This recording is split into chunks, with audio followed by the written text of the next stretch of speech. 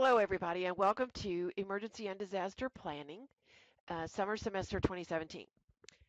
I'm Beverly Walker, and I'm going to be your instructor for this course.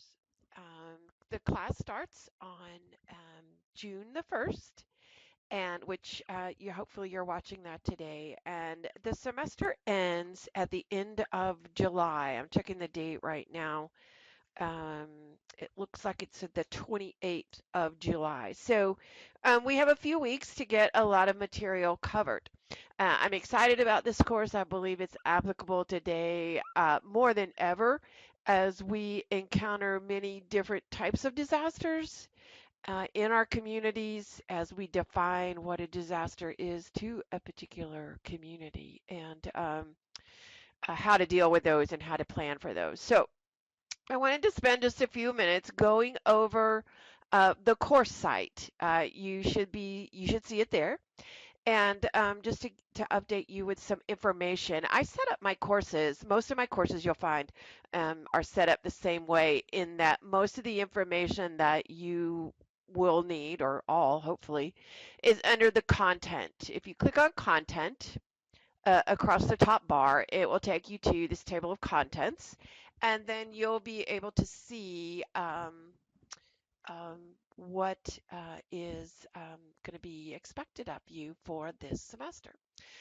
There's the syllabus for this semester. I suggest that you print that off and keep it with you, particularly the last couple of pages that tells you, kind of gives you a schedule, but also tells you what is expected. There is a course map, and it just gives you some kind of information, the library resources. We have an embedded librarian in our course, Katie Shepard, and I highly recommend that you make friends with her. You can use the chat feature. You can email her. She usually posts, and I think she already has posted something to the discussion about how to do that. There's some training videos if you're new to D2L, and then the grading rubric for the discussions. I need everybody to fill out this FEMA Form 119-25-2. Unfortunately, you can't, I don't think you can save it once you fill it out, but print it out and either fax it back to me or scan it and email it back to me. For most of the courses in our program, since we are FSU recognized, you get National Fire Academy certificates for that. If you will leave the course blank, I've kind of gotten the system down where I can reuse that form multiple times. So you only have to do it once. I'm going to skip over the written project for right now. And then you can see that there's 5 modules in this course. Module 1 covers chapters 1, 2, and 3. Module 2 covers chapters 4, 5, and 6. And then there's a quiz for each one. Module 3 covers 7, 8, and 9. We are skipping, we're not skipping 10. 10, 11, and 12 are our a little more man-made type of disasters. What we're skipping is down here 13 and 14 because those cover natural disasters, and we have a course on natural disaster management. So in the interest of time, I skipped over some of those. So those are the 5 modules.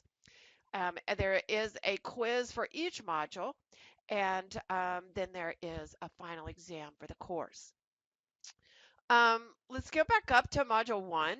And you can see some of the modules, they should have PowerPoints. Some of them are narrated. I try to tell you when they're narrated so that you will know to either, use headphones, turn the volume up, something like that.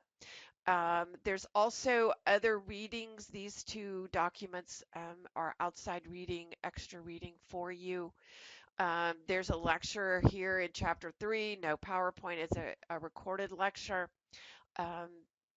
Then the discussion board here in module 1 is a videoed question, and you just would respond to the discussion board. So you can see the dates are also going to be listed there. I don't think I've put those in there yet. I apologize for that.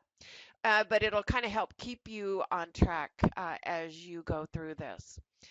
Your written project for this semester, the instructions are right there. To select a significant natural or man-made disaster that occurred within the last 10 years, causing significant property damage or loss of life. And basically, you're going to be doing a case study and critiquing the response and recovery effort. Compare it to the information presented in the course. Basically, you're going to kind of grade them. How well did they do based upon the information in the course? How did they measure up? Are there things that are in place today that might have assisted them at that time? How could it have been mitigated or managed a little better? Um, I say that I estimate this is going to be 5 to 6 pages, double spaced. Make sure that you use the appropriate source citations and APA style. Feel free to confer with our librarian, Katie Shepard. You'll also find in the, you go back here, up here to content, um, under library resources, there are, we have a FISA page. Whoops, I guess I need to go back and fix that. We'll figure that out later. I should always check these things before I record. But anyway, there is a page for our library resources for FISA, but also for APA format, and I will put both of those in this course. By the time you're looking at this, they will be there. I'm trying to record this a little ahead of time. But anyway, that was a big fail. Anyway, hopefully this explains the course a little bit to you, how to navigate through the course. You'll be uploading your assignments. Your written assignments will go in there. That's your project assignment. Your discussions, again, across the top, we want you to introduce yourself, and then your first discussion will be here to start a new thread for that. Your quizzes will be found under here. I do try to use the calendar these things, so that helps you when you first open the course to see, kind of gauge where you are and how much time you have left. Um, Hopefully you won't get too far behind. This is only an 8-week course. It's really not 8 weeks. It's really less than that. There's a lot of reading in this course. It's pretty easy reading. It's nothing real technical. And it should be familiar, I believe, to most of you, but try to stay up. You can see that I do set for the quizzes, I set availability for those to try to make you stay with the rest of the class. And also, as far as your discussion post, if you're really behind in your discussion post, it's not really beneficial to anyone.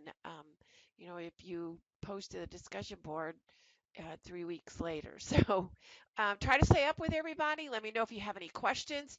I'm glad that I made this video because I never would have checked those links, and I'm going to get those things fixed for you so that when you look at this, it will be in much better shape for you. Again, let me know if you have any questions, and I appreciate so much your time. Thanks.